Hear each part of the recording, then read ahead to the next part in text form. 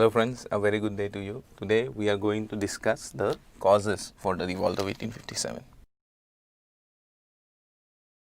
Causes for the revolt of 1857.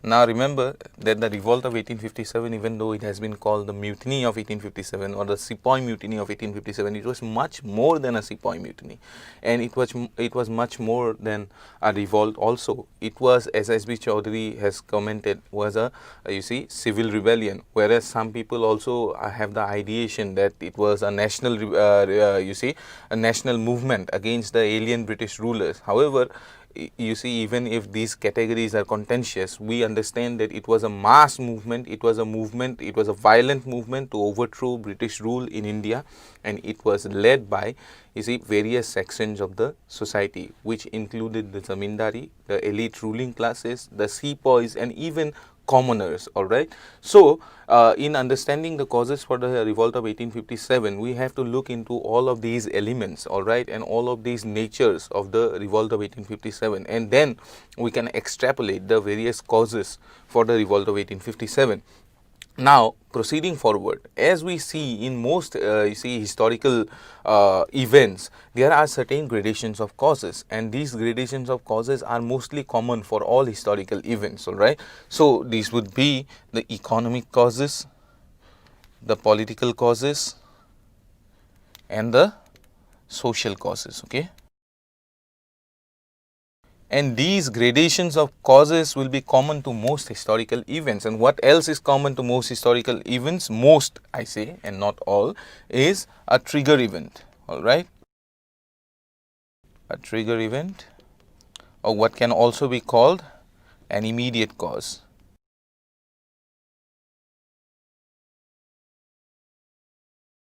In fact, the truism that various long-term causes were associated with the percolation of the revolt or the eventual revolt of 1857, that the idea that there were certain long-term causes which led to the revolt of 1857 was come up by certain members in the British quarters themselves, okay, and certain members in British political circles itself. All right. However, at the very beginning, most stress was put upon the trigger event, and that is the hurt to the religious sentiments of the British soldier, of the Indian sepoys who were working for the British, okay, who were working in the Indian army. All right. And this immediate trigger was caused by the introduction of the Enfield rifle. All right. And the Enfield rifle, as we understand, is a rifle which comes with a cartridge, and the cartridge contains the gunpowder and the ball, the musket ball, in one package, and this package has to be bitten off, and this package has to be torn off after biting it off, and then you can load your muskets with this package, right? And a rumor was circulated that this package was greased with the fat of cows and pigs. All right. And this was anathema to most of the soldiers who were working as sepoys in the British army. All right. And these soldiers would not bite off these cartridges, and they actually rebelled, and these rebellions were proceeding from the early period of 1857 itself, but it reached its high point during May 10th of 1857, and in May 10th the rebellion broke out in Meerut, in the Meerut contingent. All right. But before that, Barakpur had also seen a rebellion, and other places had also seen a mutiny from the soldiers who were refusing to use the Enfield rifle and the cartridge that comes with the Enfield rifle. However, we should also shift our focus from the Enfield rifle, because this explains the rebellion in a very narrow manner. We should also focus on the other causes associated with the revolt of 1857. And as we already mentioned, the revolt of 1857 has certain long-term causes, and these long-term causes were observed even by the British, and that too immediately after the rebellion itself. Okay. So, let us look at the economic causes. In the economic front, we understand that India and Indian handlooms, India and Indian agriculture, all right, and the economy of India as a whole was systematically exploited by the British, and to a great extent the revenue settlements, all right, revenue settlements were to be blamed, all right. The revenue system of revenue settlements that were introduced by the British were to blame. How? We see the introduction of the permanent settlement caused a lot of upheaval in the rural areas of Bengal. All right, it caused a real upheaval in the rural areas of Bengal, and the least of its impact was in the economic economic front. However, the economic front has to also be analyzed. All right, and we know that a permanent settlement did not give any kind of rights to the tenants of land. The rights of property were given to the zamindars, and the zamindars could levy any form of rent from the tenants, and this led to rack renting, and the tenants were really and seriously impoverished, and it also led to certain social phenomena.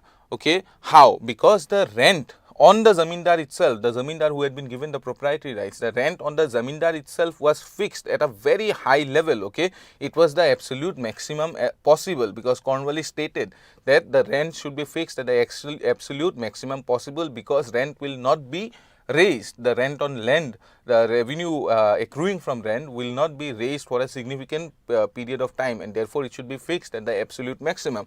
And in certain cases, even zamindars could not pay the rent. Not just certain, in most cases the zamindars could not make the rent that was payable to the British government, and this saw eviction of the traditional zamindars from their own landed property. And therefore, when the revolt of 1857 breaks out in places such as Bihar, we see important leaders of the revolt in the form of Kanwar Singh, Amar Singh, all of the zamindari classes. These people are from the zamindari classes who had been erstwhile zamindars, whose land had been taken away. These people picking up arms with whose help? With the help of their own tenants, with the help of their subjects, okay, erstwhile subjects, okay, and they take their help and they rise up against the British, and therefore the economic causes cannot be overlooked at all, and to a great extent the revenue settlements of the British were to be blamed for the economic upheaval in Indian society. As far as the as far as the artisanal classes are concerned, the artisanal classes were also very greatly hit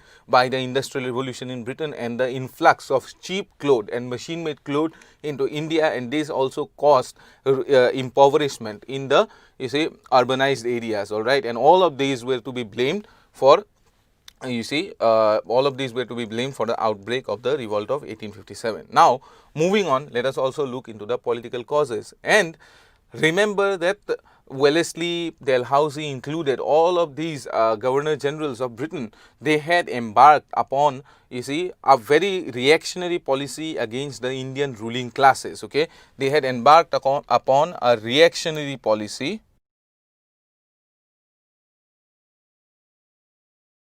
as far as the Indian ruling classes was concerned. Okay,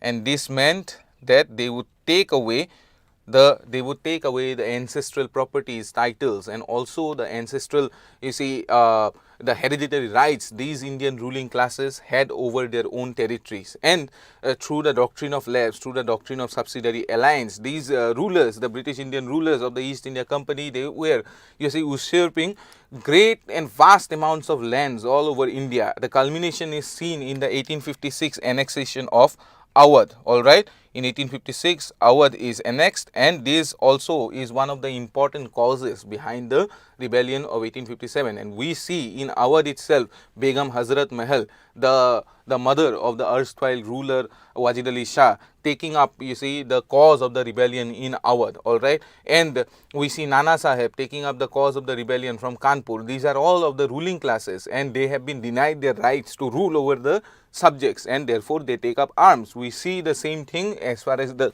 Rani Lakshmibai of Jhansi is concerned. All right, so the political causes can also not be negated. Now let us go into the social causes. As far as the social causes are concerned, now remember the revenue settlements that we talked about, the revenue settlements which led to the eviction of zamindars from their own lands. Remember, that also causes some kind of social upheaval, because when these zamindars go out of their own lands, who comes into the rural society?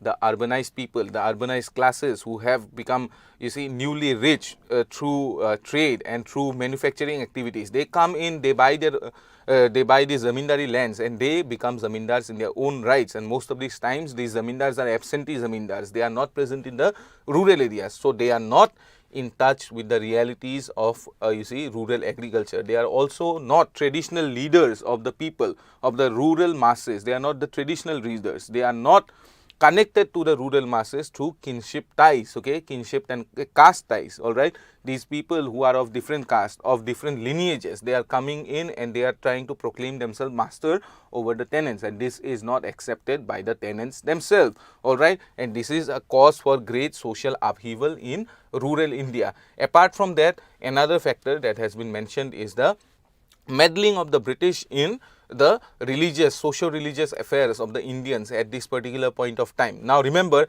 1835 is the year when the Anglicist Orientalist debate finally subsides, and the Anglicists win a victory over the Orientalists, and from then on, from 1835 on, all forms of education in India and even political policies and administrative policies of India will be, you see, directed by an Anglican or by a European perspective, all right. So Indian knowledge base and Indian traditions will not become, you see, important parts of administration from now on, and European traditions and European, you see, ideas of how, you see, people should behave will become the dominant rule in this particular phase of time. And therefore, we see that all of these leads to, you see, religious intolerance as far as the British are concerned and their attitude towards Indians are concerned. We see, you see, an attitude taken up by British administrator, a downgrading attitude taken up by British administrators towards Indian culture and traditions, and also religious rights and certain, you see, religious traditions, all right. And these also causes some kind of a social ferment, and therefore we see certain religious leaders also taking up arms against the British administration during the revolt of 1857. We see as an example Maulvi Ahmadullah,